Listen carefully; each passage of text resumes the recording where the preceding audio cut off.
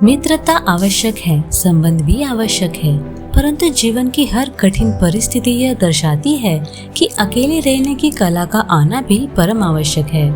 परिवर्तन ही प्रकृति का नियम है, इसलिए जो पीछे छूट गया उस पर शोक मनाने की जगह जो आपके पास है उसका आनंद उठाना चाहिए।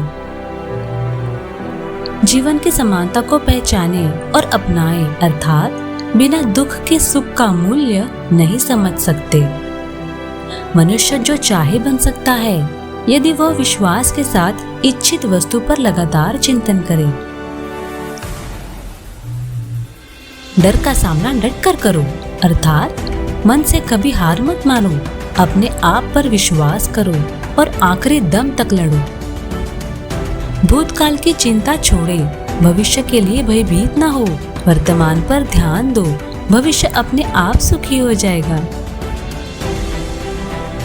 काम, क्रोध और लोभ ये मनुष्य को नरक की ओर ले जाने वाले 3 द्वार हैं, इसलिए इन तीनों का त्याग कर देना चाहिए।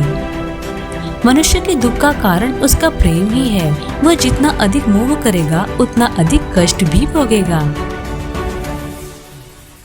जो आरंभ में विष के समान प्रतीत होता है लेकिन अंत में अमृत के तुल्य है, इसलिए वह परमात्मा विषय बुद्धि के प्रसाद से उत्पन्न होने वाला सुख सात्विक कहलाता है।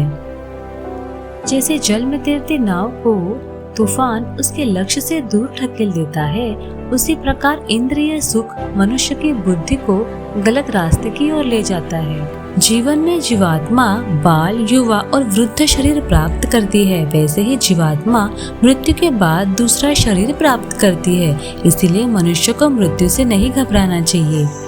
केवल कर्म करना ही मनुष्य के वश में है, कर्म फल नहीं। इसलिए तुम कर्म फल की आसक्ति में ना फंसो तथा अपने कर्म का त्याग भी ना करो। निष्काम कर्म योगी बनो। फल की आसक्ति से असफलता का भय होता है, जिसके कारण कर्म अच्छी तरह से नहीं हो पाता। निष्काम कर्म योग को ही कुशलता पूर्वक कर्म करना कहते हैं। जिसका मन सुख दुख से प्रभावित ना हो, जिसके मन से राग द्वेष क्रोध नष्ट हो गया हो, वह साधक परमात्मा को प्राप्त करता है। ज्ञानी मनुष्य मृत और जीवित के लिए शोक नहीं करते, क्योंकि वह जानते हैं शरीर नश्वर है और आत्मा अविनाशी। तुम अपने कर्तव्य का पालन करो, क्योंकि कर्म ना करने से कर्म करना श्रेष्ठ है। कर्म ना करने से तेरे शरीर का निर्वाह भी नहीं होगा। केवल साधक अपनी इंद्रियों को वश में रखता है। चंचल इंद्रियों से इच्छा उत्पन्न होती है और इच्छा पूरी ना होने पर क्रोध आता है। पारस्परिक सहयोग विधाता का पहला निर्देश है। समस्त प्राणी अन्न से उत्पन्न होते हैं। अन्न वृष्टि से, वृष्टि यज्ञ से, यज्ञ कर्म से, कर्म वेदों में विहित है और वेद अविनाशी ब्रह्म से उत्पन्न हुए हैं।